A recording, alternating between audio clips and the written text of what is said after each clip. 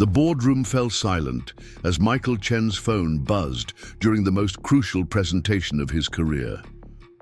The 42-year-old technology mogul never answered unknown calls, especially not during meetings worth hundreds of millions.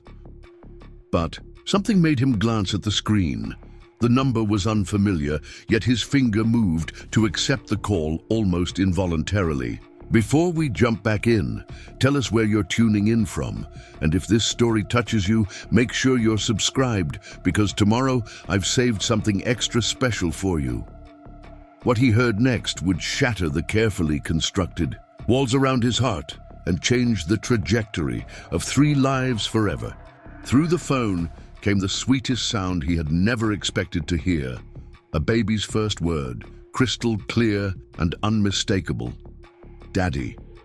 The voice belonged to a child he didn't know existed, spoken to a mother he thought he had lost forever. The accidental connection. The rain hammered against the windows of Sarah Martinez's cramped studio apartment in downtown Portland, each droplet seeming to echo the relentless pressure of her circumstances. She sat cross-legged on the worn carpet, surrounded by a chaos of unpaid bills, her laptop balanced precariously on a stack of outdated textbooks. Her 9-month-old daughter Emma gurgled contentedly in her bouncy seat, oblivious to the storm, brewing both outside and within her mother's weary mind. Sarah's fingers trembled as she calculated the numbers for the 3rd time that evening. Rent was due in 5 days. The electricity bill had already received a final notice, and her part-time job at the local diner barely covered groceries. At 25, she felt decades older, worn down by the relentless cycle of working double shifts while caring for Emma alone. The father's contact information sat crumpled in her jewelry box, a business card she had kept, but never had the courage to use. The apartment was small but meticulously clean, every corner organized to maximize the limited space. Hand-me-down furniture filled the room, a second-hand couch with faded floral patterns, a rickety dining table that doubled as her desk, and shelves lined with baby supplies she had carefully budgeted for. The walls were bare except for a few photos of Emma and a framed picture of Sarah's late grandmother, the woman who had raised her after her parents died in a car accident when she was 12. Emma had been an unexpected blessing during Sarah's final semester of college. She had been studying business administration on a scholarship, working nights at a coffee shop near campus to cover her living expenses. Her relationship with Michael had been brief but intense, 3 months of stolen moments between his business trips and her classes. He was already successful then, running a mid-sized tech company that was on the verge of explosive growth. She was just a student struggling to make ends meet, but somehow they had found each other in that crowded coffee shop where she worked. The pregnancy had come as a shock. By the time Sarah realized she was carrying his child, Michael had already moved to Seattle for a major business expansion. She had tried calling him once, but his assistant had been cold and dismissive, asking if she had an appointment. The humiliation had burned so deeply that she never tried again. Pride had kept her silent, and fear had kept her from trying harder to reach him. Now, as she stared at the mounting pile of bills, Sarah wondered if she had made the right choice. Emma deserved more than this constant struggle. She deserved a father who could provide stability, opportunities, and the kind of future Sarah could only dream of giving her on a waitress's salary. The baby let out a happy squeal, her chubby hands reaching toward a colorful toy that dangled just out of reach. Sarah smiled despite her worries, crawling over to adjust the toy so Emma could grasp it. These moments of pure joy with her daughter were what kept her going through the darkest times. Sarah's phone sat on the coffee table next to a newspaper, folded to the job listing section. She had circled several possibilities, but most required childcare arrangements she couldn't afford or schedules that conflicted with her current job. The local community college had offered her a position as an administrative assistant, but it would mean dropping her evening shifts at the diner, resulting in less money overall. As she reached for her phone to call about one of the job listings, her elbow knocked over a glass of water. The liquid splashed across the coffee table and dripped onto her phone. Sarah lunged forward, frantically dabbing at the device with a kitchen towel, praying it wasn't damaged. She couldn't afford to replace it, and it was her only connection to potential employers. The phone screen flickered once, twice, then stabilized. Sarah breathed a sigh of relief and picked it up to check for damage. As she did, her thumb accidentally pressed against the screen in several places, moisture making the touch response erratic. Numbers began appearing in the dialing interface, seemingly at random. Sarah tried to cancel the call, but the phone was still registering phantom touches from the water droplets. Before she could stop it, the device began dialing a number she didn't recognize. She frantically tapped the end call button, but the connection had already gone through. Meanwhile, 1,500 miles away in a gleaming conference room on the 40th floor of the Chen Technologies building in Seattle, Michael Chen was in the middle of the most important presentation of his professional life. The room was filled with investors from 3 different countries, all considering whether to fund his company's revolutionary new artificial intelligence platform. Michael stood at the head of a polished mahogany table that could seat 20 people comfortably. Floor-to-ceiling windows offered a breathtaking view of Elliott Bay, where container ships moved like toys across the water. The conference room itself was a testament to success. Original artwork adorned the walls, and the latest technology seamlessly integrated into every surface. At 42, Michael had built Chen Technologies from a small startup in his garage into a multinational corporation worth over $2 billion. His journey had been meteoric, from a scholarship student at MIT to a tech innovator whose algorithms were used by Fortune 500 companies worldwide. Success had come at a price, though. 16-hour workdays were normal. Weekends were spent traveling to meetings, and personal relationships had withered under the pressure of constant expansion. His appearance reflected his status: an impeccably tailored charcoal suit, Swiss watch, and the kind of confident bearing that came from years of high-stakes negotiations. His black hair was styled perfectly, with just a touch of silver at the temples that added to his authoritative presence. Everything about him screamed success, from his Italian leather shoes to the Mont Blanc pen he unconsciously clicked during difficult conversations. The presentation was going flawlessly. Charts and graphs displayed on multiple screens showed projected growth rates that had the investors leaning forward with interest. Michael's voice was steady and persuasive as he explained how their new AI platform could revolutionize customer service across multiple industries. His phone, set to silent mode, sat face down on the table beside his notes. He never answered calls during meetings. His assistant knew better than to interrupt unless it was a genuine emergency. The device vibrated once against the polished wood, barely audible over the hum of the air conditioning, but something made him glance down. Perhaps it was instinct, or maybe just the random chance that draws our attention at crucial moments. The number on the screen wasn't one he recognized, yet something about it seemed familiar. Against every professional instinct he possessed, Michael found his finger hovering over the accept button. The lead investor, a stern woman in her 60s from a Japanese firm, was asking a question about market penetration in Southeast Asia. Michael should have been completely focused on her words, crafting the perfect response that would secure their investment. Instead, he was staring at his phone screen, paralyzed by an inexplicable urge to answer the call. Back in Portland, Sarah was growing desperate. She could hear the phone ringing on the other end, and she had no idea who she was about to disturb. Her attempts to end the call were futile. The water damage had made the phone's touchscreen unpredictable and unresponsive. Emma, sensing her mother's distress, began to fuss. She reached her tiny hands toward Sarah, making the soft cooing sounds that usually preceded either laughter or tears. Sarah tried to comfort her while simultaneously wrestling with the malfunctioning bone. The ringing continued, each tone increasing Sarah's anxiety.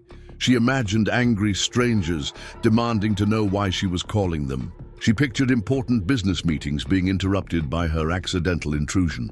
The shame of potentially disturbing someone's day made her cheeks burn with embarrassment. In the Seattle conference room, Michael made a decision that would have seemed impossible to anyone who knew him professionally. Without explanation to the room full of investors, he quietly answered the call. The first thing he heard was silence, broken only by the faint sound of rustling and what might have been someone moving around. He almost hung up immediately, assuming it was a pocket dial or telemarketing call. But then he heard something that made him freeze. A baby's voice, clear and sweet, practicing the sounds that would soon become words. The child was babbling in that particular way that 9-month-olds do when they're on the verge of speech. Michael found himself holding his breath, listening to sounds that stirred something deep in his chest that he couldn't quite identify. Then came Sarah's voice, though he didn't recognize it yet. She was speaking softly to the baby, her tone filled with love and exhaustion in equal measure. "Come on, sweetheart," Sarah was saying, her voice barely audible through the phone. "Say something for Mommy. I know you're trying to tell me something." Michael should have hung up. Every rational part of his mind screamed that he was eavesdropping on a private moment between a mother and child. The investors were beginning to notice his distraction, their expressions shifting from interest to concern. But something kept him listening. Emma was becoming more animated, her babbling growing more intentional. She was looking directly at a photograph that Sarah kept on the side table, a picture of herself and Michael from their brief time together, one of the few mementos she had kept from that period of her life. The baby's sounds grew more focused, her little mouth working around syllables that seemed to be building towards something specific. Sarah watched in amazement as Emma's eyes remained fixed on the photograph, her tiny brain making connections that would astonish child development experts. "Da-da-da," Emma began, her voice growing stronger and more confident with each repetition. Sarah's heart stopped. She had been dreading and anticipating this moment for months. Emma was clearly trying to say "Daddy," but Sarah had never known how to explain the absence of that crucial figure in their lives. She had shown Emma the picture countless times, telling her stories about her father, but she never expected the baby to make this connection so clearly. "Da-da-da-da," Emma continued, her pronunciation becoming clearer with each attempt, and then with crystal clarity that seemed impossible for such a young child, Emma looked directly at the photograph and said, "Daddy." The word rang through Sarah's small apartment like a bell, pure and unmistakable. But it also traveled through the phone connection, carried across 1,500 miles of fiber optic cables to reach the ears of a man who had no idea his daughter existed. Michael's hand tightened around the phone. The single word hit him like a physical blow, knocking the air from his lungs and causing his carefully maintained composure to crack. His mind raced through possibilities, trying to rationalize what he had just heard. It had to be a coincidence, a random call from a stranger whose child happened to be learning to speak. But the voice that came next shattered any hope of dismissing this as mere chance. "Oh my God, Emma," Sarah whispered, her voice thick with emotion. "You said Daddy, yet you really said it." Michael recognized that voice. Even after 3 years, even filtered through a phone connection and heavy with emotion, he knew it belonged to Sarah Martinez, the coffee shop girl who had captivated him during the busiest period of his life, the woman who had disappeared from his world just as suddenly as she had entered it. The realization hit him in waves. Sarah had a baby. The baby had just said "Daddy" while looking at something, presumably a photograph. The timing was right. Emma would be about 9 months old if she had been conceived during their brief relationship. The conference room around Michael seemed to fade into background noise. The investors, the presentation, the multi-million-dollar deal, none of it mattered in the face of this earth-shattering revelation. He had a daughter, a little girl named Emma, who had just spoken her first word, and that word was Daddy. Preparing and narrating this story took us a lot of time, so if you are enjoying it, subscribe to our channel. It means a lot to us. Now back to the story. His hands began to shake, a tremor so slight that it would have been invisible to anyone not watching closely. Michael Chen, the man who had negotiated deals worth billions without flinching, was coming apart at the seams because of a single word spoken by a child he had never met. On the other end of the line, Sarah had finally managed to end the call. She stared at her phone in horror, realizing that someone had been listening to the most private moment she had shared with her daughter. The thought that a stranger had witnessed Emma's first word made her feel violated and ashamed. She clutched Emma to her chest, tears beginning to form in her eyes. This should have been a moment of pure joy, a milestone to celebrate and remember forever. Instead, it was tainted by the knowledge that some unknown person had intruded on their privacy. Emma, oblivious to her mother's distress, continued to babble happily. She had accomplished something significant, even if she didn't understand what it meant. The word Daddy came easier now, flowing from her lips as if it had always been there, waiting for the right moment to emerge. Sarah looked at the photograph that had captured Emma's attention. Michael's face smiled back at her. From the frame, frozen in a moment of happiness they had shared 3 years ago. He looked younger in the picture, less polished, but more genuine than the corporate headshots she sometimes saw in business magazines. She had followed his success from a distance, reading articles about Chen Technologies and watching his company's stock price climb steadily higher. Each achievement had been a reminder of the vast gulf between their worlds. He was building an empire while she was struggling to pay rent. He was featured on magazine covers while she was clipping coupons and searching for bargains. The contrast had made her even more certain that staying silent had been the right choice. What could she offer someone like Michael Chen? What place would there be in his carefully orchestrated life for a struggling single mother and her baby? But now, watching Emma continue to practice her new word, Sarah wondered if she had made a terrible mistake. Her daughter deserved to know her father, regardless of the complications it might create. Emma deserved the opportunities that Michael's wealth and influence could provide. Most importantly, she deserved to be wanted and loved by both of her parents. Back in Seattle, Michael had somehow managed to continue his presentation on autopilot. His mouth moved, forming words about market, projections and competitive advantages, while his mind reeled from what he had just learned. The investors seemed satisfied with his responses, but he couldn't focus on their questions or concerns.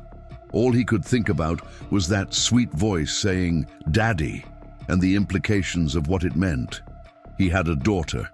Sarah had been pregnant when she disappeared from his life, and she had chosen to raise their child alone rather than tell him about Emma's existence. The anger came first, hot and immediate. How dare she keep this from him? He had a right to know about his child, a right to be part of Emma's life from the beginning. 3 years of lost time, 3 years of missing milestones and firsts that he could never recover. But the anger was quickly followed by guilt. Why hadn't Sarah felt comfortable telling him about the pregnancy? What had he done to make her believe that he wouldn't want to know about his own child? He remembered their relationship as brief but intense, filled with genuine connection despite the differences in their circumstances. Had he been so focused on his business expansion that he had failed to notice Sarah was trying to reach him? Had his assistant dismissed her calls without passing along messages? The possibilities tormented him, each one highlighting his failures as a potential partner and father. The presentation finally ended, with handshakes and promises to review proposals and follow up within the week. Michael went through the motions of professional courtesy, but his mind was already elsewhere. As soon as the last investor left the conference room, he collapsed into his chair and buried his face in his hands. His assistant, Jennifer, poked her head through the door. "The presentation went well, Mr. Chen. The Japanese group seemed particularly interested in the Southeast Asian expansion. Should I schedule follow-up meetings for next week?" Michael looked up, his usually sharp features drawn with exhaustion and confusion. "Cancel everything for the rest of the day, Jennifer, and see if you can track down a phone number for someone named Sarah Martinez in Portland, Oregon." Jennifer raised an eyebrow, but didn't question the unusual request. In 3 years of working for Michael, she had learned that his seemingly random instructions usually had very good reasons behind them. "Should I call her office or try to reach her directly?" "I don't think she has an office," Michael said quietly. "Try residential listings, employment records, anything you can find. It's important." As Jennifer left to begin her search, Michael pulled out his phone and stared at the number that had called him. He could call back, but what would he say? How do you begin a conversation about a child you never knew existed? How do you bridge 3 years of absence with a single phone call? The weight of the situation settled on his shoulders like a heavy coat. Everything he thought he knew about his life had changed in the span of a few minutes. He wasn't just Michael Chen, successful CEO and tech innovator. He was a father who had missed his daughter's birth, her first smile, her first attempt to crawl, and now nearly missed her first word. The irony wasn't lost on him. He had built a company that specialized in communication technology, creating algorithms that connected people across vast distances and cultural barriers. Yet he had completely failed to maintain the most basic connection with the mother of his child. His office, usually a sanctuary of controlled efficiency, felt strange and foreign. The awards and accolades lining the walls seemed meaningless in the face of what he had just discovered. Success, he realized, was supposed to be shared with the people who mattered most. What good was building an empire if you had no one to pass it on to? Michael walked to the window and looked out at the Seattle skyline. Somewhere, 1,500 miles away, Sarah was probably trying to figure out who had overheard her daughter's first word.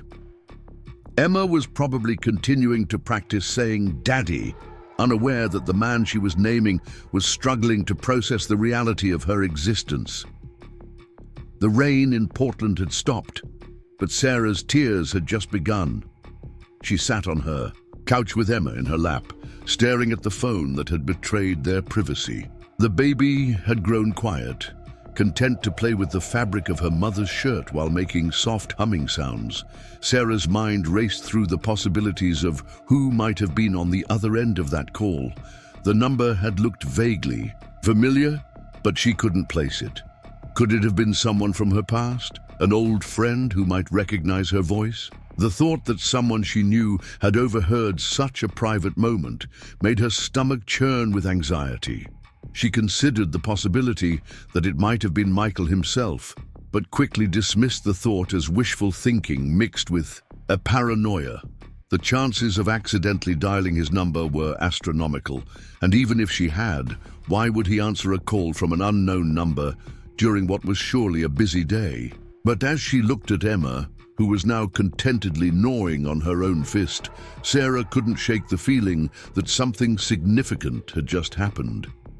The baby seemed different somehow, more alert and focused, as if speaking that first word had awakened something new in her developing mind. "What am I going to do with you, little one?"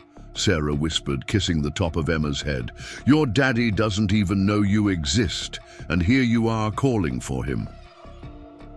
The apartment felt smaller than usual, the walls closing in with the weight of 3 years of accumulated secrets and struggles. Sarah had always known this day would come when Emma would start asking questions about her father. She had prepared answers, age-appropriate explanations about how sometimes families look different but are filled with just as much love. But she hadn't prepared for the emotional impact of hearing her daughter call for a father who wasn't there to answer. The word "daddy" seemed to echo in the small space, a reminder of everything Emma was missing and everything Sarah had chosen to handle alone. The bill still sat scattered across the coffee table, a harsh reminder that her immediate concerns hadn't changed. Emma needed food, clothing, and a stable home. The electricity bill wouldn't pay itself, and rent was still due in 5 days. Whatever emotional upheaval Sarah was experiencing, the practical realities of single motherhood remained unchanged. She picked up the newspaper and tried to refocus on the job listings, but the words blurred together on the page. How could she concentrate on mundane concerns when her daughter had just reached such a significant milestone? How could she think about work schedules and hourly wages when Emma was developing her own personality and voice? A knock at the door interrupted her thoughts. Sarah's heart jumped, immediately fearing that it might be her landlord coming to discuss the overdue rent. She carefully placed Emma in her bouncy seat and approached the door cautiously. Through the peephole, she saw Mrs. Chen, her elderly neighbor from across the hall.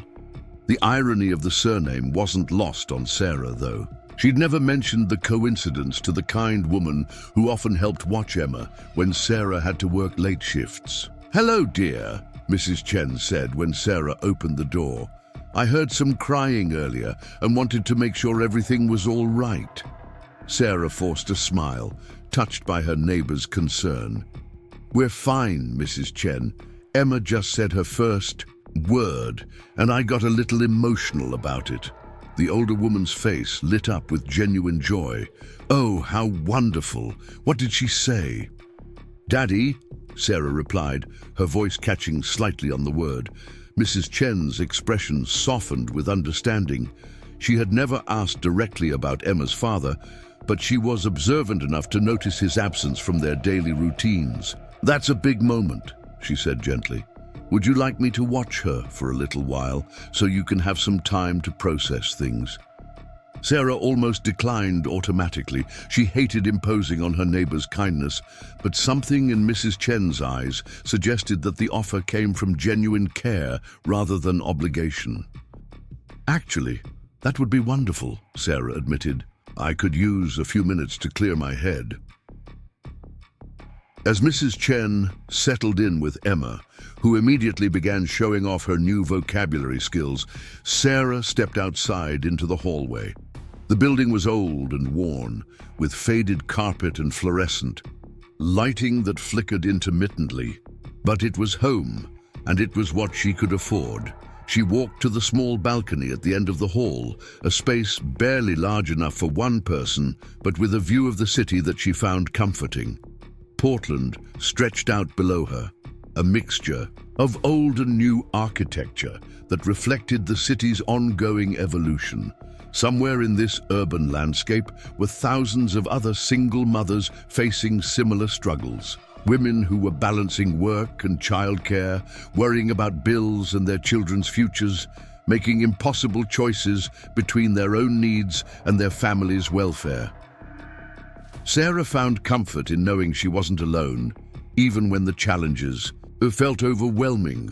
Her phone buzzed in her pocket, and she pulled it out expecting to see a text message or notification. Instead, she found a missed call from an unknown number, a different number from the one she had accidentally dialed earlier.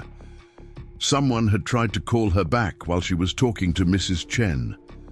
There was no voicemail, but the sight of the missed call made her stomach flutter with anxiety. What if someone was trying to track down who had called them? What if she had interrupted something important and they were angry about it? Sarah stared at the number, trying to decide whether to call back or ignore it entirely. Her finger hovered over the callback option, but she couldn't bring herself to press it. The fear of confronting whoever she had accidentally contacted was stronger than her curiosity about their identity. As she stood on the narrow balcony, watching the sun begin to set behind Portland's skyline, Sarah made a decision that had been building in her mind for months. Emma deserved to know her father, regardless of the potential complications or rejections that might follow. She had Michael's business card somewhere in her apartment, along with the few other mementos she had kept from their brief relationship. Tomorrow, she would find the courage to call him properly, not by accident but with purpose and intent. She would tell him about Emma, show him pictures, and give him the choice to be involved in their daughter's life. The decision brought both relief and terror in equal measure. Relief because the secret she had been carrying for 3 years would finally be shared. Terror because Michael's response could reshape their lives in ways she couldn't predict or control. Back in Seattle, Michael had made a similar decision. Jennifer had found several potential matches for Sarah Martinez in Portland, including an address for someone who matched the age and background profile. He had tried calling back, the number that had contacted him, but no one had answered. Tomorrow, he decided, he would fly to Portland. He would find Sarah, meet his daughter, and begin the complicated process of building a relationship that should have started 3 years ago. The business deals and investor meetings would have to wait. Some things were more important than quarterly: profits and market expansion. As both parents prepared for a reunion that neither of them could fully anticipate, Emma continued to practice her new word, unaware that her simple act of speech had set in motion a chain of events that would transform 3 lives forever. The word daddy had bridged a gap of 1,500 miles and 3 years of silence. Tomorrow, it would do something even more remarkable. It would bring a family together for the first time. The morning sun cast long shadows across Seattle's financial district as Michael Chen stood in his corner office, staring at the address Jennifer had found for Sarah Martinez. The piece of paper felt impossibly heavy in his hands, representing a bridge between the life he had built and the family he never knew existed. Sleep had eluded him completely the night before, his mind churning through memories of Sarah and the implications of what he had discovered. Michael's reflection in the floor-to-ceiling windows showed a man who had aged considerably in the span of 12 hours. His usually pristine appearance was disheveled, his expensive suit wrinkled from a night spent pacing his penthouse apartment. Dark circles shadowed his eyes, and his normally perfect hair fell across his forehead in uncharacteristic disarray. The executive assistant's research had been thorough and efficient. Sarah Martinez, 25 years old, employed part-time at Murphy's Diner on Southeast Morrison Street in Portland. She lived in a studio apartment in a modest building downtown, had no criminal record, and according to public records, had given birth to a daughter named Emma approximately 9 months ago. The timeline matched perfectly with their brief relationship. What struck Michael most painfully was the evidence of Sarah's financial struggles. The apartment building was in a neighborhood that real estate websites politely described as up and coming, which he understood to mean affordable out of necessity rather than choice. Her employment history showed a pattern of part-time positions and temporary work, the kind of schedule that accommodated childcare responsibilities but offered little in terms of stability or benefits. He thought about the Sarah he had known 3 years ago. She had been working her way through college then, determined and optimistic despite the obvious challenges she faced. Her smile had been genuine and infectious, her laugh spontaneous and musical. She had possessed a warmth that had drawn him in completely during those few months when his business expansion had brought him to Portland regularly. Their relationship had developed quickly, despite the obvious differences in their circumstances. Michael had been staying in luxury hotels while negotiating partnerships with local tech companies, while Sarah had been sharing a cramped apartment with 2 roommates. While completing her business degree, the contrast between their worlds had seemed charming then, a romantic notion of crossing social boundaries for love. Now, understanding the reality of what Sarah had faced alone for the past 3 years, Michael felt sick with guilt. While he had been building his empire and accumulating wealth, she had been struggling to provide basic necessities for their daughter. Every success he had achieved felt hollow when measured against Emma's needs and Sarah's sacrifices. The private jet was fueled and ready at Boeing Field, his pilot standing by for immediate departure. Michael had considered calling ahead, but decided that appearing unannounced would prevent Sarah from potentially avoiding the conversation they needed to have. He couldn't risk her running away again, not when he finally had the chance to meet his daughter and attempt to make amends for 3 years of absence. His hands shook slightly as he gathered the documents Jennifer had prepared: copies of Emma's birth certificate obtained through public records, photographs from Sarah's social media accounts that showed glimpses of their daughter's development, and a comprehensive background report that painted a picture of a young woman working tirelessly to build a life for her child. The photographs had been the most difficult to review. Emma's face was clearly visible in several images, and the resemblance to Michael's own baby pictures was unmistakable. She had his dark hair and the distinctive shape of his eyes. But her smile was pure Sarah. In every photo, the baby appeared happy and well cared for despite the obvious financial constraints her mother faced.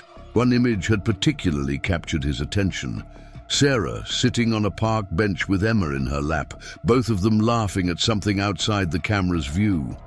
The joy on both their faces was genuine and beautiful, but Michael could see the exhaustion in Sarah's eyes and the careful way she was dressed in clothing that was clean and pressed but clearly well worn. The guilt was overwhelming.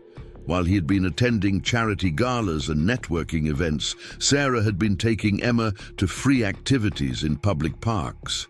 While he had been closing million-dollar deals, she had been counting change to buy groceries. The disparity was so stark that it made him question everything about the priorities he had chosen. Michael's phone buzzed with a text from his pilot, confirming that they were cleared for takeoff.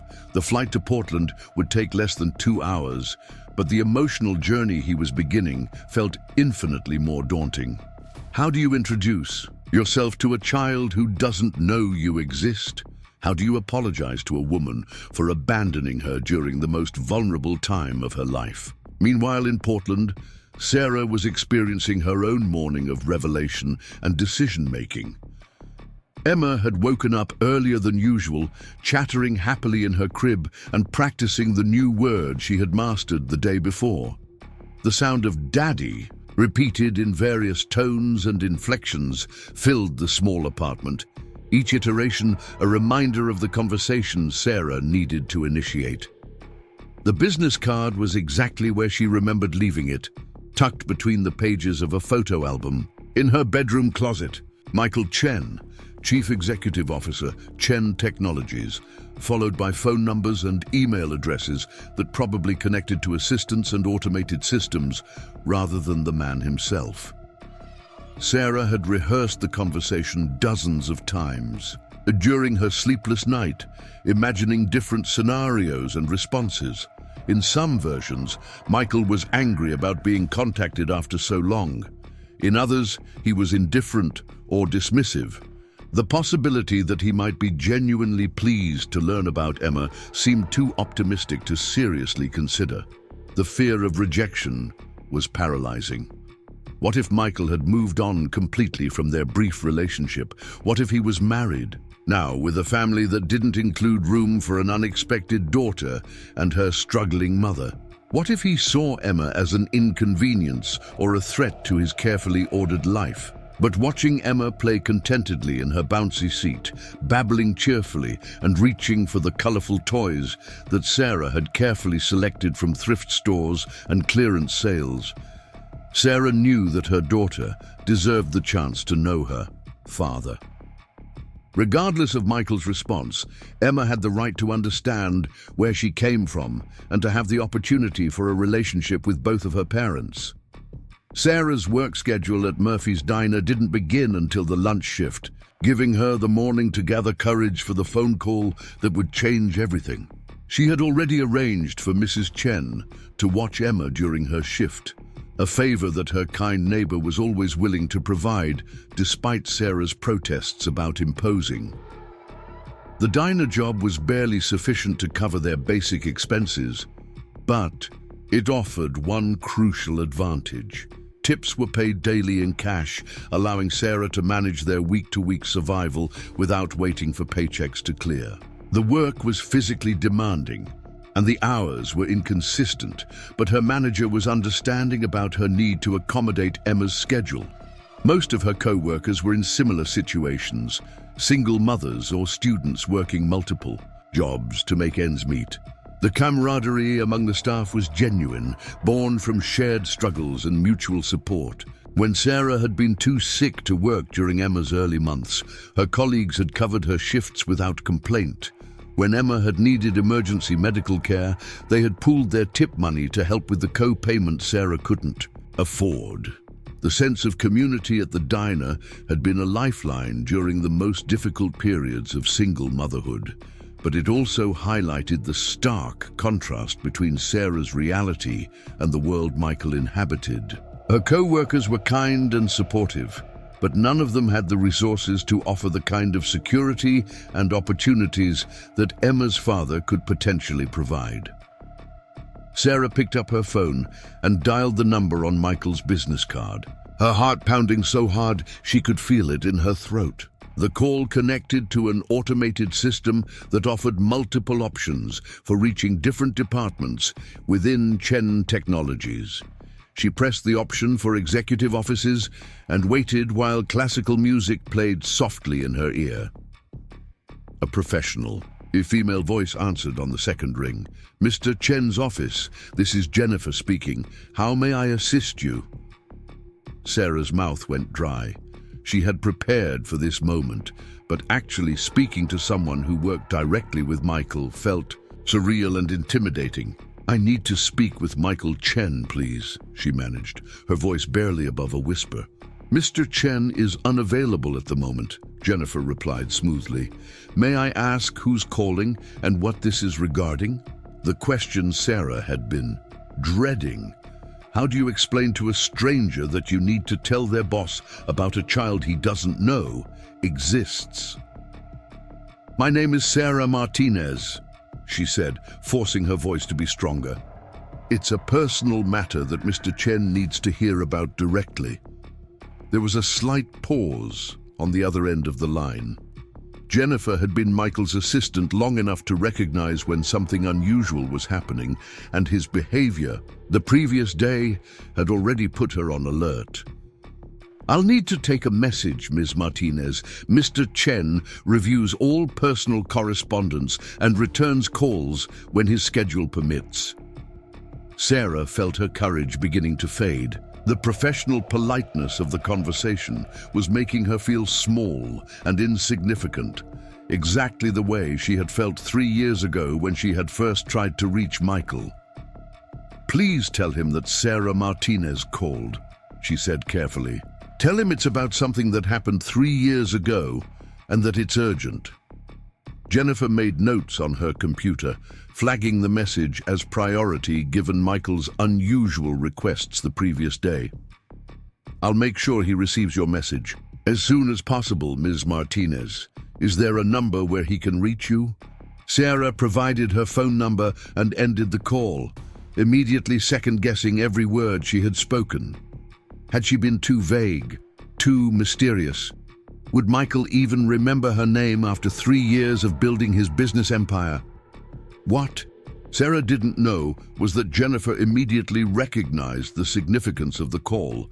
The name Sarah Martinez matched exactly with the research she had conducted the night before, and the timing of the call seemed too coincidental to ignore. She tried calling Michael's cell phone, but received no answer, which was unusual since he typically responded to her calls within minutes. Unknown to both Sarah and Jennifer, Michael was already airborne. His phone switched to airplane mode as his private jet crossed over the Cascade Mountains toward Portland. He had left Seattle without informing anyone of his destination, driven by an urgency that surprised even him. The need to see Emma and speak with Sarah had overridden his usual methodical approach to problem-solving. The flight gave him time to think about what he wanted to say, but every rehearsed speech sounded inadequate when measured against the magnitude of his absence from their lives. How do you apologize for missing your child's entire existence? How do you explain that business success had blinded you to personal responsibilities? Michael stared out the small window at the landscape passing below, thinking about the family he had unknowingly abandoned. Emma would be crawling by now, possibly even pulling herself up to stand. She would have preferences for foods and toys, a developing personality that he knew nothing about. The lost opportunities felt like physical wounds, each missed milestone. A reminder of time that could never be recovered. The pilot's voice over the intercom announced their descent into Portland International Airport. Michael's stomach tightened with nervousness, a sensation he hadn't experienced since his first major business presentation years ago. Success had made him confident in boardrooms and negotiating tables, but fatherhood was uncharted territory that no amount of business acumen could prepare him for. Sarah spent the morning playing with Emma and trying to distract herself from the anxiety of waiting for Michael's return call. Every time her phone made any sound, her heart jumped with anticipation and fear. Emma seemed to sense her mother's tension, becoming more clingy and fussy than usual. The baby's new vocabulary had expanded overnight. Along with daddy, she was now attempting mama with increasing clarity and seemed proud of her linguistic accomplishments. Sarah found herself both delighted by Emma's development and heartbroken by the timing. These should have been moments of pure joy, shared with a partner who could appreciate the significance of their daughter's growth. Mrs. Chen knocked on the door around 10 o'clock, ready to take over Emma's care while Sarah went to work. The elderly woman had become like a grandmother to Emma, offering the kind of multi-generational support that Sarah's own family structure couldn't provide. "You look tired, dear," Mrs. Chen observed as she settled into the familiar routine of caring for Emma. "Did the little one keep you awake?" Sarah nodded, not wanting to explain the real reason for her sleepless night. Mrs. Chen was kind and discreet, but the situation with Michael felt too complicated and fragile to discuss with anyone. "She's been practicing her new word," Sarah said instead. "I think she's proud of herself for learning to say daddy." Mrs. Chen's expression softened with understanding. She had raised 3 children of her own and understood the complex emotions that accompanied major developmental milestones for single mothers. "Children know more than we think they do," she said gently.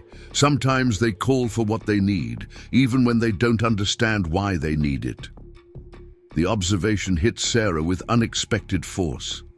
Was Emma somehow sensing the absence of her father? Did babies have an instinctual understanding of family structures that adults couldn't recognize? As Sarah prepared to leave for work, her phone finally rang. The number on the screen was different from Michael's business line, but something about it seemed familiar. Her hands trembled as she answered. "Hello? Sarah?" The voice was unmistakably Michael's, though it carried a tension and uncertainty she had never heard before. "This is Michael Chen." The sound of his voice after 3 years of silence hit Sarah like a physical blow. All of her carefully rehearsed speeches evaporated, leaving her struggling to find words. "Michael," she managed, her voice barely audible.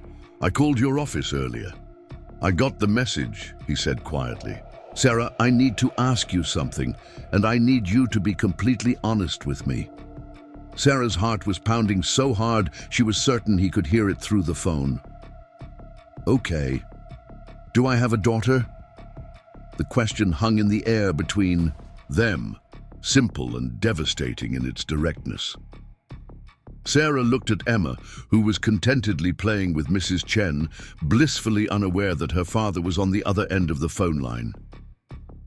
Yes, Sarah whispered, the single word carrying 3 years of secrecy and struggle. Her name is Emma. The silence that followed stretched for what felt like hours, but was probably only seconds. Sarah could hear Michael breathing, could almost feel the weight of the revelation settling on him. "Why didn't you tell me?"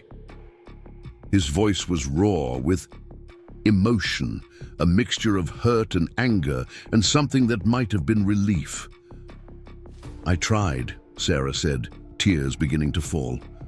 "I called your office when I found out I was pregnant, but your assistant said you were unavailable and asked if I had an appointment. I felt so humiliated that I never tried again." Michael closed his eyes, remembering the chaos of his business expansion during that period. He had been traveling constantly, dealing with investors and new partnerships. It was entirely possible that calls had been screened without his knowledge, that Sarah's attempts to reach him had been dismissed as unimportant by staff who didn't understand the significance. "I'm in Portland," he said suddenly. "I flew down this morning. I need to see her, Sarah. I need to see Emma." Sarah's mind reeled. Michael was here in Portland, wanting to meet the daughter he had just learned existed. The reality of the situation was moving faster than she had anticipated. "I have to work," she said, grasping for time to process what was happening. "I can't just leave my shift." "Then I'll wait," Michael replied immediately. "However long it takes, I'll wait."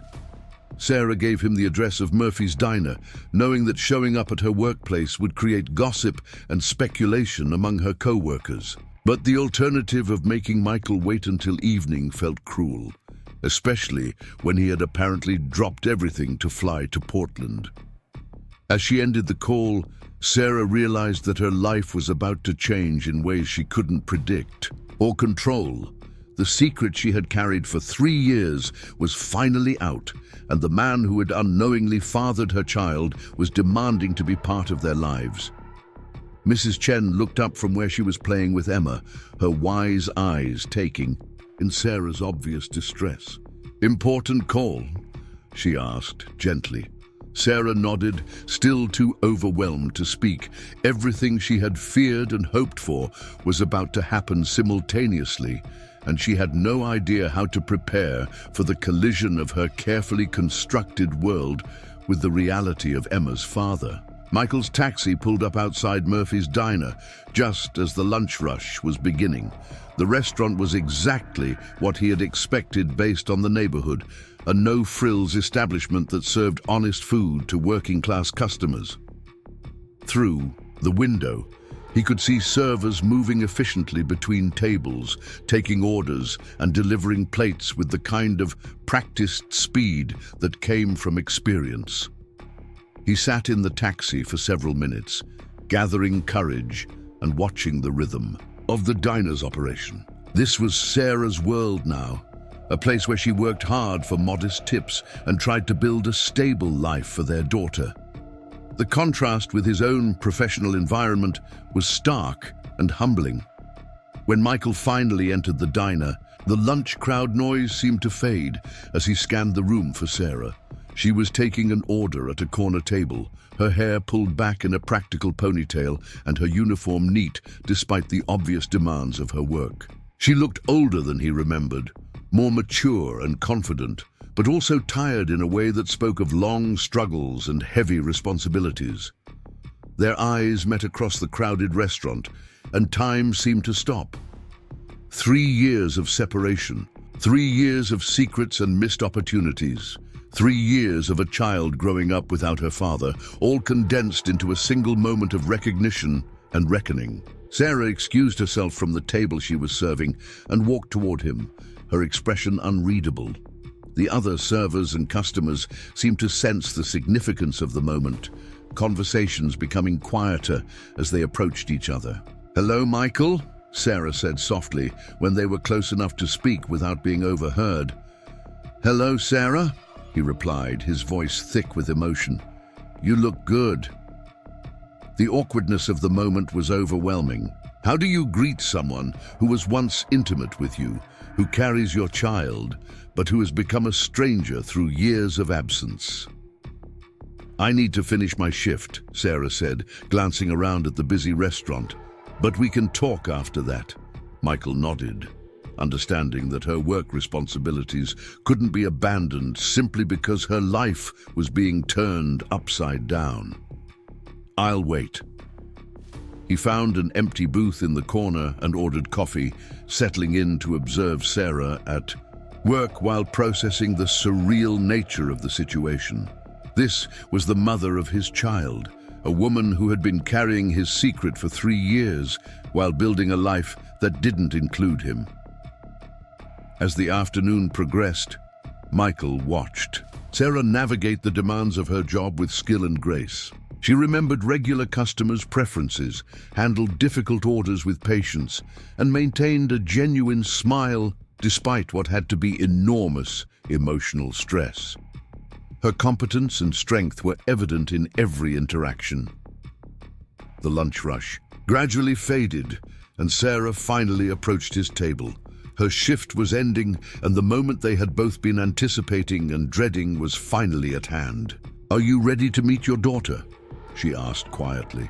Michael stood up, his legs unsteady with nervousness and anticipation. "I've been ready for 3 years," he said. "I just didn't know it." As they left the diner together, both Sarah and Michael understood that they were stepping into unknown territory. The past couldn't be changed, but the future was still unwritten. Somewhere across town, Emma was taking her afternoon nap, unaware that her world was about to expand to include the father she had been calling for since speaking her first word. The walk to Sarah's apartment building was filled with tentative conversation and careful questions. Michael asked about Emma's health and development, while Sarah tried to explain 3 years of single motherhood in simple sentences. The weight of unspoken emotions made every word feel significant and inadequate. When they reached the building's entrance, Sarah paused with her hand on the door. Once Michael met Emma, there would be no going back to the way things were. Their daughter would have a father in her life, but Sarah would have to share the child who had been her entire world for nearly a year. "She's beautiful," Sarah said softly, as if preparing him for the impact of seeing Emma for the first time. "She looks just like you did in those pictures you showed me." Michael's throat tightened with emotion. "I can't believe I almost missed this," he whispered. Sarah opened the door, and they climbed the stairs to her apartment, each step bringing them closer to a reunion that would reshape 3 lives forever. Behind the door, Emma was waking from her nap, ready to meet the father whose voice she had been calling for since yesterday. The sound of a baby crying drifted through the hallway, and Michael's heart began racing. In moments, he would see his daughter for the first time, hold her if she would let him, and begin the complicated process of building a relationship that should have started before she was born. Sarah inserted her key in the lock, and the future began. The apartment door opened to reveal Mrs. Chen holding Emma, who had just awakened from her afternoon nap. The baby's hair was tousled from sleep, and she blinked slowly as her eyes adjusted to the light filtering through the living room windows. When Emma's gaze fell upon the tall stranger standing behind her mother, she tilted her head with the curious expression that babies wear when encountering something new and interesting. Michael felt his breath catch in his throat. No amount of preparation could have readied him for the reality of seeing his daughter for the first time. Emma was perfect in every detail, from her tiny fingers wrapped around Mrs. Chen's shirt to the way her dark eyes held an intelligence that seemed far beyond her 9 months of life. The resemblance to his own baby pictures was unmistakable, but she possessed a softness and warmth that was entirely her own. Mrs. Chen looked between Sarah and the well-dressed stranger with understanding eyes. She had lived long enough to recognize significant moments when they occurred, and the tension in the small apartment was palpable. "She just woke up," Mrs. Chen said softly, her voice carrying the gentle authority that comes with decades of caring for children. "She's been asking for you, Sarah." As if responding to her name, Emma turned toward her mother and smiled, a radiant expression that transformed her sleepy features into pure joy. Then, as she'd been practicing since yesterday, she looked directly at Michael and said, "Daddy," with perfect clarity. The word hit Michael like a physical force, buckling his knees and forcing him to reach for the doorframe for support. This tiny person, who he was meeting for the first time, had somehow recognized him. The connection between them was immediate and undeniable, transcending the circumstances of their separation and the years of missed opportunities. Sarah watched the interaction with a mixture of wonder and heartbreak. She had imagined this moment countless times, but the reality was more intense than any of her mental rehearsals. Emma's immediate acceptance of Michael as her father was both beautiful and devastating, highlighting the bond that had existed between them despite their physical separation.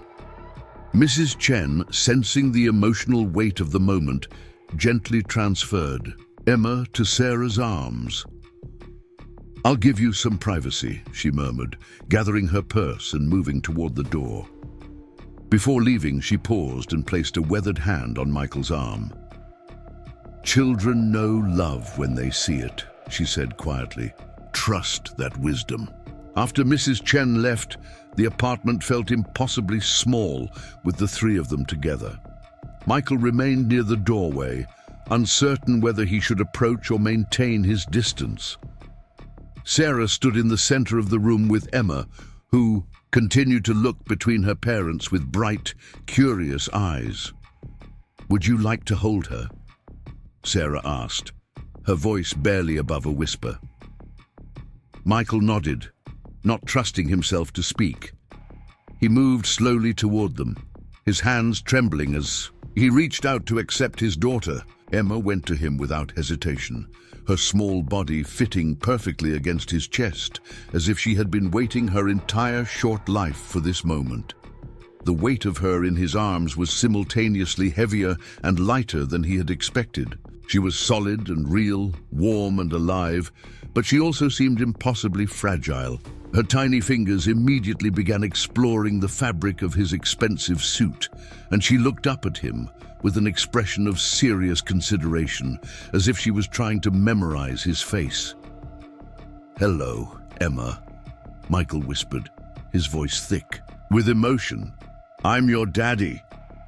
Emma's response was to reach up and touch his face with her small hand, patting his cheek with the gentle curiosity that characterized her interactions with the world. Then she smiled again and repeated, "Daddy," with even more confidence than before. Tears began to fall down Michael's cheeks, and he made no attempt to hide them. The months of pregnancy he had missed, the birth he hadn't been present for, the countless nights of feedings and diaper changes he hadn't shared, all of it crashed over him in a wave of regret and loss. But holding Emma now, feeling her warmth and seeing her trust, also filled him with a fierce protective love that he had never experienced before. Sarah watched from a few feet away, her own emotions churning between relief and fear. Michael's reaction to Emma was everything she had hoped for and dreaded. His love for their daughter was immediate and obvious, but his presence also represented a fundamental change to the life she had carefully constructed for herself and Emma. "She's incredible," Michael said, his voice still rough with emotion. "Sarah, she's absolutely incredible." "She's been asking for you since yesterday," Sarah replied, settling onto the worn couch. "I don't understand how she knew to call for her daddy, but somehow she did." Michael carefully lowered himself into a chair across from Sarah, adjusting Emma so she remained comfortable in his arms. The baby seemed content to stay there, occasionally babbling and reaching for different parts of his clothing. Her acceptance of him was complete and unconditional. "Tell me about her," Michael said. "Tell me everything. I want to know about..." Her birth, her first smile when she started crawling. I want to know all of it. For the next hour, Sarah shared the story of Emma's life from the beginning. She told Michael about the difficult pregnancy she had endured alone, working until the day before labor began because she couldn't afford to take time off. She described the 20-hour labor that had ended with Emma's healthy arrival, and how she had cried not just from relief, but from the overwhelming loneliness of having no one to share the moment with. She talked about the sleepless early months, when Emma had colic and would only settle when Sarah walked her around the tiny apartment. She described the first time Emma had smiled, how it had happened during a particularly difficult week when the electricity had been temporarily shut off and Sarah had been singing lullabies by candlelight. Michael listened to every detail with complete attention, occasionally asking questions, but mostly absorbing the narrative of his daughter's life that he had completely missed. Each milestone Sarah described felt like a knife in his chest, a reminder of opportunities that could never be recovered. Emma had rolled over for the first time at 4 months, sitting up unassisted at 6 months, and beginning to crawl just 2 weeks ago. She loved music and would dance in her bouncy seat whenever Sarah played songs on her phone. She had preferences for foods, favoring sweet potatoes and bananas while rejecting anything green. She slept best when being held, which meant Sarah had spent most nights in the rocking chair they had found at a garage sale. She's never been sick except for a minor cold last month, Sarah continued. The pediatrician says she's developing perfectly, meeting all her milestones on schedule or early. She's curious about everything and loves to explore. As if to demonstrate her mother's point, Emma had begun reaching for Michael's watch. Fascinated by the way the light reflected off its polished surface, Michael carefully removed the expensive timepiece and handed it to her, watching with delight as she examined it with serious concentration. She's obviously very intelligent, Michael observed. Look how focused she is. She gets that from you, Sarah said softly. I remember how you could concentrate on complex problems for hours without getting distracted. The mention of their past relationship created a moment of awkward silence. Both of them were acutely aware of the elephant in the room, what had happened between them 3 years ago, and why Sarah had chosen to raise Emma alone rather than contact Michael about the pregnancy. Michael shifted Emma to his other arm and looked directly at Sarah. I need to understand why you didn't try harder to reach me, he said. I know you said you called once, but Emma is my daughter too. I had a right to know about her. Sarah felt her defenses rising. The accusation in his tone triggered all of the hurt and abandonment she had felt during those early months of pregnancy when she had been desperately trying to figure out how to manage alone. You had a right to know, she repeated, her voice sharp with suppressed anger. You disappeared, Michael. One day you were talking about expanding your business, and the next day you were gone without any explanation. I tried calling you, and your assistant made me feel like I was some kind of stalker trying to bother an important man. I never got any messages about you calling, Michael replied, his own frustration beginning to show. If I had known you were trying to reach me, would it have mattered?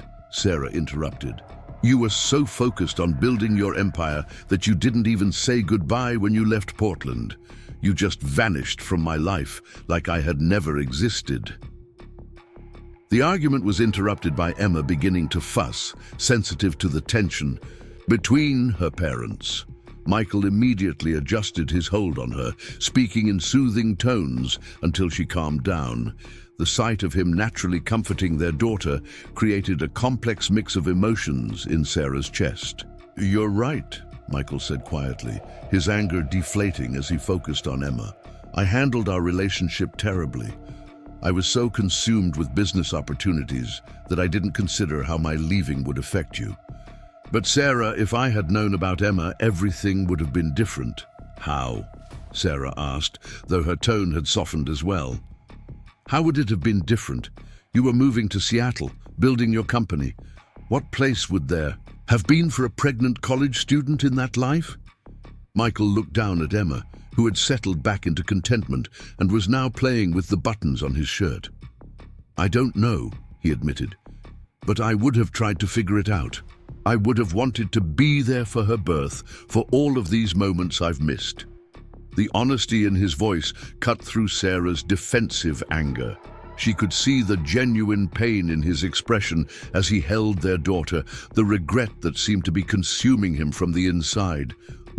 I was scared, Sarah said softly. I was scared that you would see us as a burden or an obligation. I was scared that you would try to take her away from me because you had money and resources that I didn't have. Mostly, I was scared that you wouldn't want her at all. Never, Michael said immediately, his voice fierce with conviction. I would never not want her. Sarah, she's perfect. She's the most beautiful, incredible person I've ever met. Emma, as if sensing that she was being discussed, looked up at Michael and gave him another radiant smile. Then she reached toward Sarah, making the soft sounds that indicated she wanted her mother. Michael carefully transferred her back to Sarah's arms, though his reluctance to let go was obvious. The afternoon light was beginning to fade as they continued talking, sharing stories, and trying to bridge the gap of 3 years of separation. Michael told Sarah about his business success, but he also talked about the loneliness that had accompanied his achievements.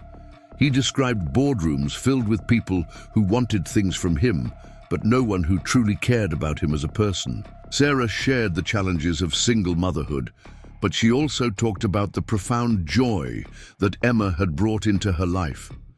She described the way her daughter's laugh could transform the worst days into something bearable, and how watching Emma discover the world had rekindled her own sense of wonder. As evening approached, practical considerations began to intrude on their emotional reunion. Emma needed dinner and her usual bedtime routine, and Sarah had to work an early shift the next morning. Michael had a hotel room booked downtown, but the thought of leaving Emma felt impossible after finally meeting her. I want to help, Michael said, as Sarah began preparing Emma's dinner. I want to be involved in her life, Sarah. I want to support both of you. What does that mean exactly?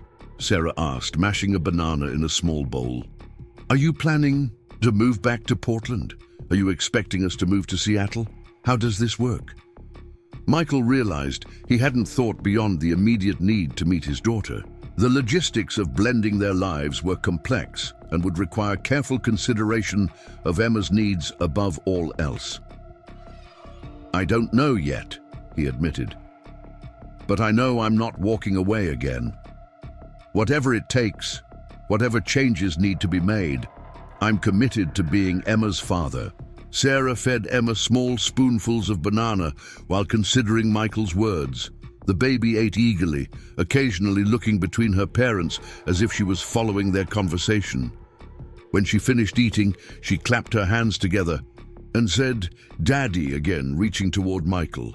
The gesture was simple but profound.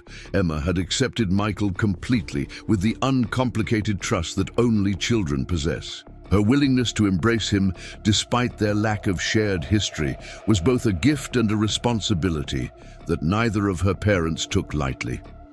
As the evening progressed, Michael helped with Emma's bedtime routine. He watched Sarah bathe their daughter in the small kitchen sink, learning the careful way she supported Emma's head and the gentle products she used on sensitive baby skin. He observed the nighttime ritual of fresh diaper, soft pajamas, and the bedtime story that Sarah read, with animated voices for different characters. When Emma began to get drowsy, Sarah offered to let Michael rock her to sleep. He settled into the second-hand rocking chair with Emma curled against his chest, humming softly while she gradually relaxed into slumber. The weight of her sleeping form in his arms felt like the most important responsibility he had ever been given. After Emma was settled in her crib, Michael and Sarah sat in the living room and talked about the practical aspects of their situation. Michael wanted to provide financial support immediately, but Sarah was hesitant to accept help that might come with strings attached or expectations she couldn't meet. "I don't want your money," Sarah said firmly. "I've been managing on my own, and I can continue to do so. But you shouldn't have to," Michael replied. "Emma deserves more than just managing. She deserves opportunities and security and a college fund that doesn't depend on your tips from the diner." The conversation was interrupted by Michael's phone ringing. Jennifer's name appeared on the screen, and he realized he had been completely out of contact with his office for an entire day. Business emergencies that had seemed crucial that morning now felt completely irrelevant. "I should take this," he said apologetically, answering the call. "Mr. Chen, thank goodness." Jennifer's voice was tight with stress. "The Japanese investors have been trying to reach you all day. They want to move forward with the partnership, but they need answers to several questions before they can finalize the contracts." Michael looked at Emma, sleeping peacefully in her crib, then at Sarah, who was cleaning up the remnants of their makeshift dinner. "Tell them I'll call them tomorrow," he said. "Tomorrow?" Jennifer's surprise was evident. "Sir, this deal represents 6 months of negotiations. They're expecting immediate responses." "Then they'll have to wait," Michael said firmly. "I have more important priorities right now." After ending the call, Michael turned back to Sarah. "I want to stay," he said. "Not permanently, not right now, but I want to extend my trip. I want to spend more time with Emma, and I want us to figure out how to make this work." Sarah studied his face, looking for signs of the man who had disappeared from her life 3 years ago. But the person sitting across from her seemed different, changed by the experience of meeting his daughter and confronted with the reality of what he had missed. "She has a doctor's appointment next week," Sarah said tentatively, "for her 9-month checkup. If you want to come with us." "Yes," Michael said immediately. "I want to be there for everything from now on."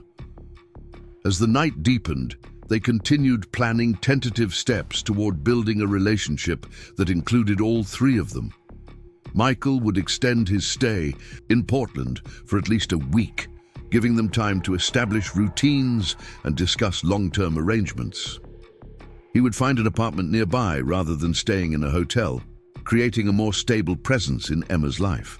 The challenges ahead were significant.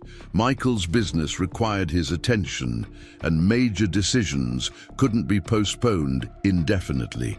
Sarah's work schedule was inflexible, and she couldn't afford to miss shifts while they figured out their new dynamic. Emma's needs would have to be prioritized above everyone else's convenience. But for the first time since learning about Emma's existence, both parents felt hopeful about the future. The love they both felt for their daughter was undeniable, and their commitment to her well-being would provide the foundation for whatever relationship they managed to build. As Michael prepared to leave for the night, Emma stirred in her crib and made soft sounds that indicated she was beginning to wake up. Sarah moved to comfort her, but Emma continued to fuss until Michael approached the crib and spoke softly to her. "Daddy's here, sweetheart," he whispered, and Emma immediately settled back into peaceful sleep. The moment was small but significant, evidence of the bond that had formed between father and daughter despite their brief acquaintance.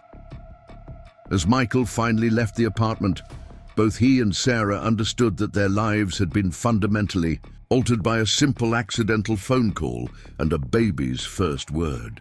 The future remained uncertain, filled with complex logistics and emotional challenges that would test their ability to co-parent effectively. But Emma's happiness and well-being would guide their decisions, and her innocent trust in both of her parents would motivate them to overcome whatever obstacles lay ahead.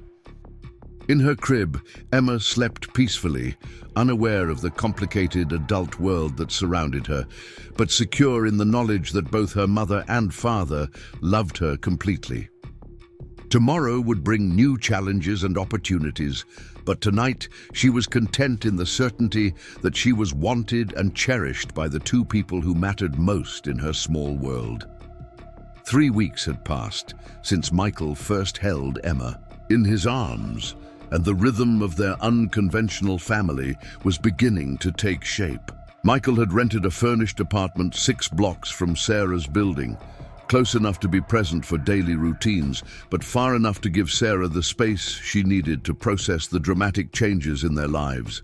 The transformation in Michael's priorities had been swift and absolute. Conference calls that once commanded his immediate attention were now scheduled around Emma's nap times. Business trips were postponed or conducted virtually. His assistant Jennifer had initially struggled to understand the sudden shift in his availability, but she had quickly adapted to protecting what Michael now called family time with the same efficiency she had once reserved for board meetings. Emma's development seemed to accelerate with her father's presence. She was pulling herself up to standing position now, cruising along furniture with determined concentration. Her vocabulary had expanded beyond daddy and mama to include approximations of up, more, and what sounded suspiciously like go. Each new achievement was celebrated by both parents with the kind of enthusiasm typically reserved for major life accomplishments. Sarah watched these changes with a mixture of joy and apprehension. Emma's happiness was undeniable, and Michael's dedication to fatherhood had exceeded even her most optimistic expectations.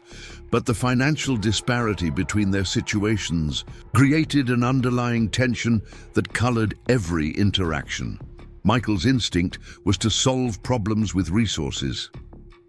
When he learned that Sarah's apartment had unreliable heating, he immediately offered to move them to a better place. When Emma outgrew her infant car seat, he appeared with a top-of-the-line convertible model that cost more than Sarah made in 2 months. Each gesture was well-intentioned, but highlighted the vast difference in their means. "I appreciate everything you're trying to do," Sarah said one evening as they walked through the neighborhood park with Emma in her new stroller. "But I need to maintain some independence. I've been taking care of us for almost a year, and I'm good at it." Michael pushed the stroller while Emma babbled contentedly, pointing at dogs and trees with excited enthusiasm. "I know you're good at it," he replied carefully, "but you shouldn't have to struggle when I can help. Emma deserves the best of everything." "Emma deserves parents who respect each other," Sarah countered.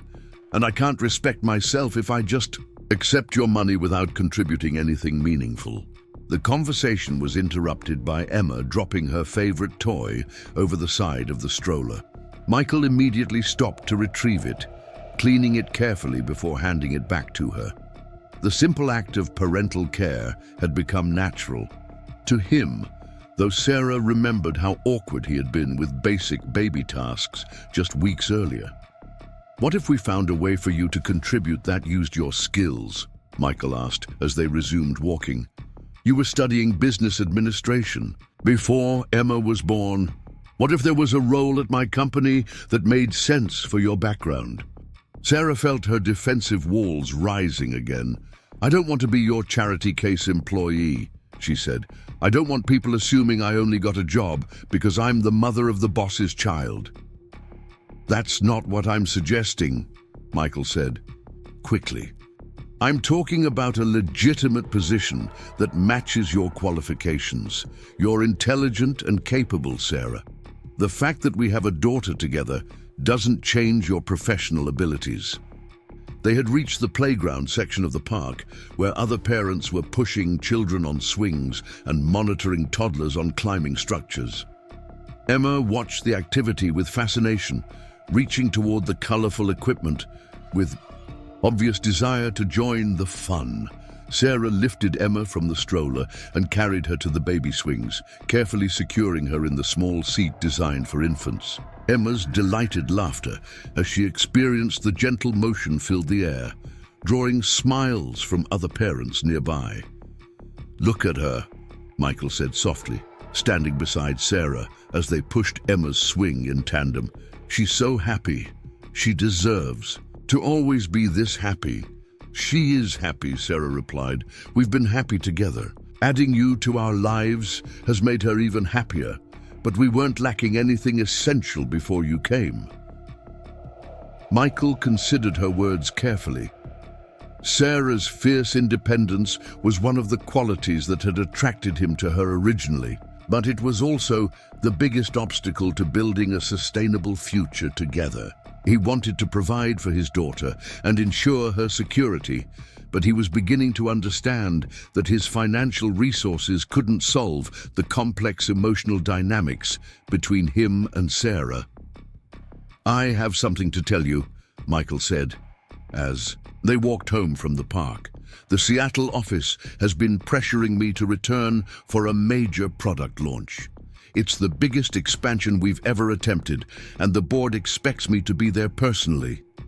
Sarah felt her stomach drop.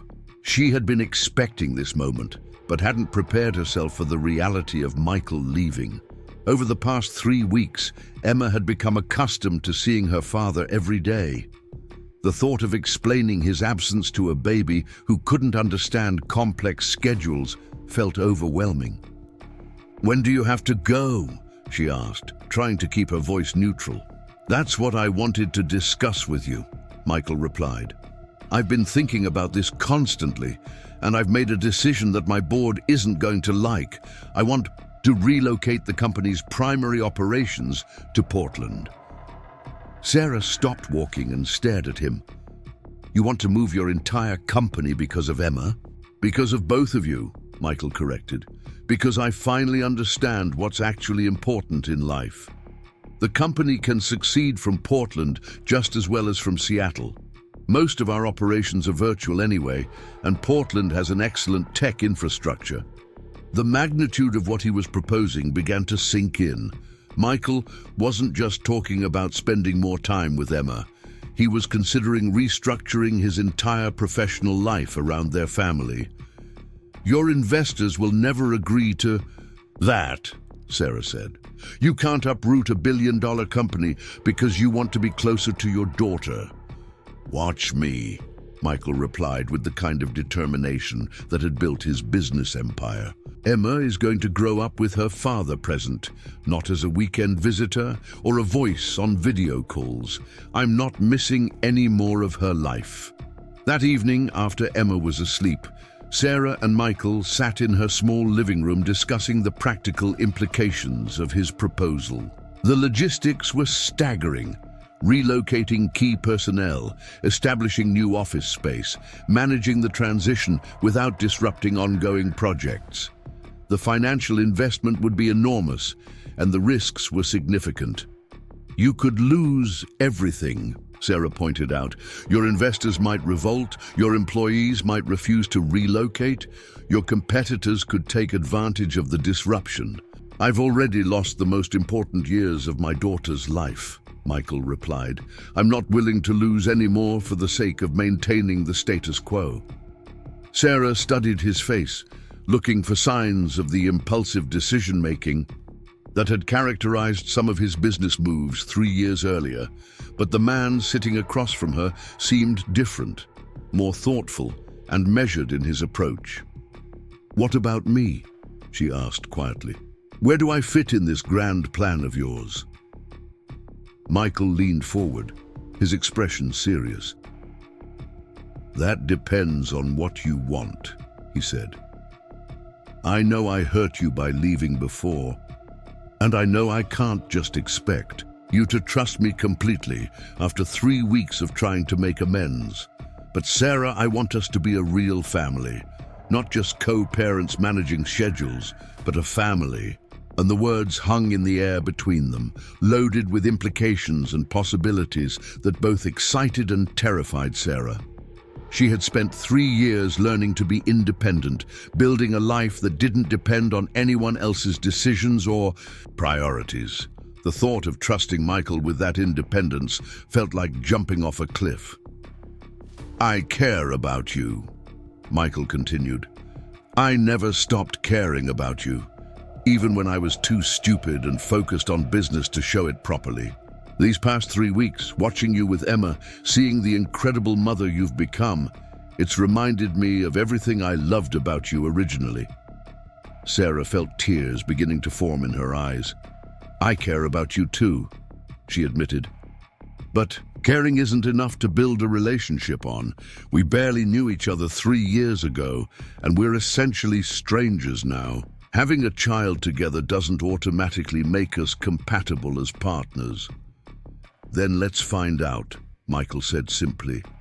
"Let's take the time to really get to know each other again.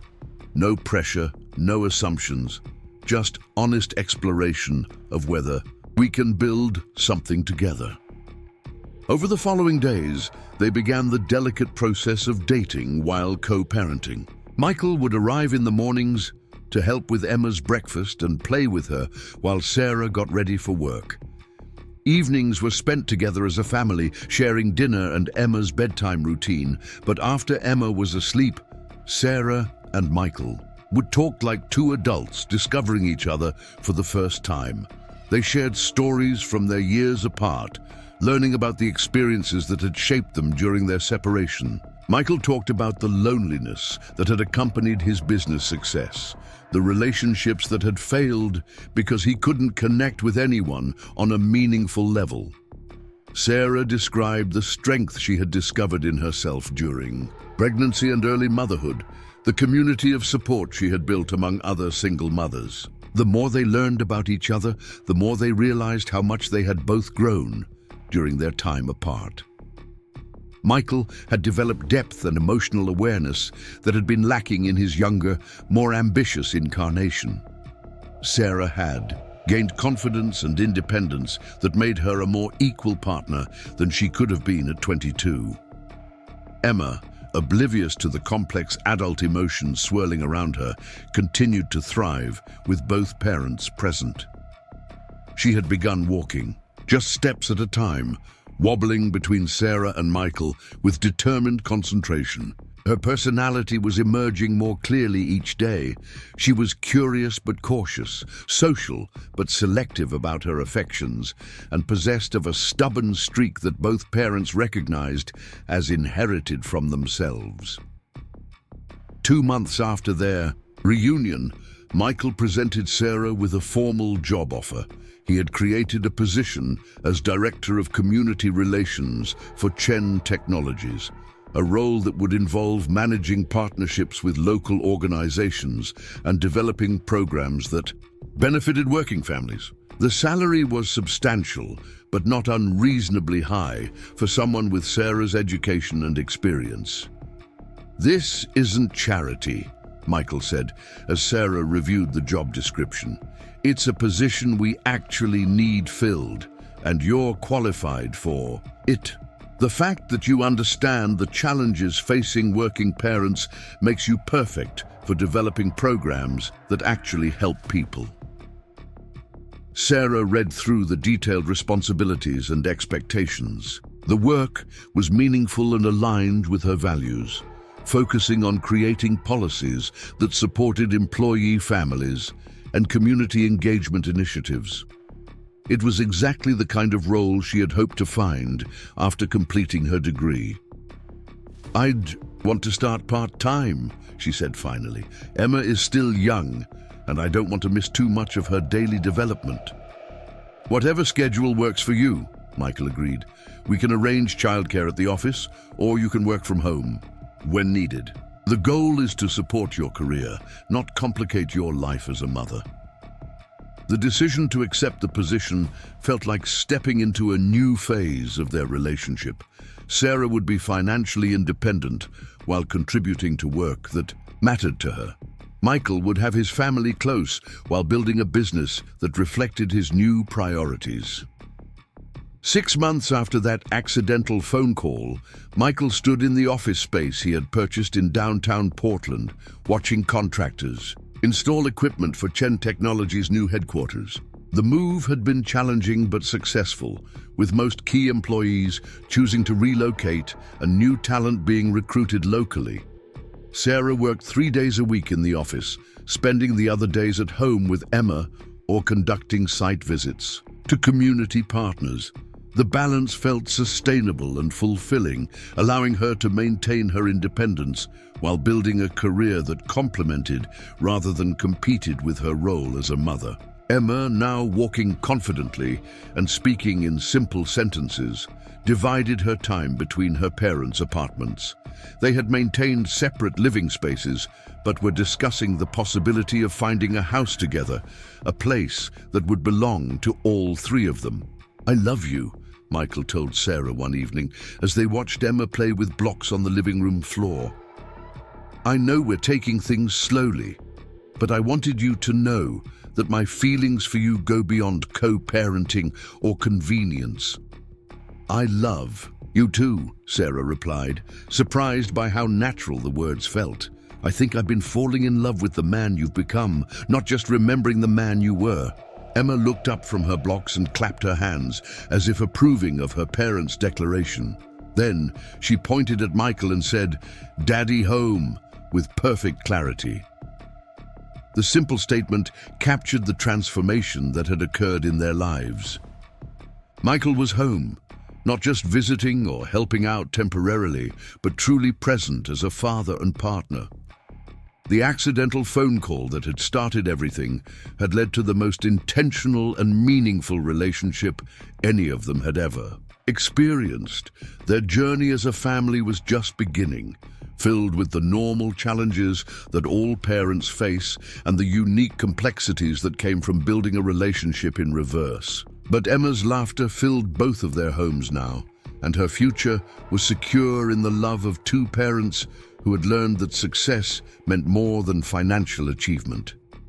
As they put Emma to bed together that night, both Sarah and Michael reflected on how a baby's first word had changed everything. Daddy had been more than just a milestone in Emma's development.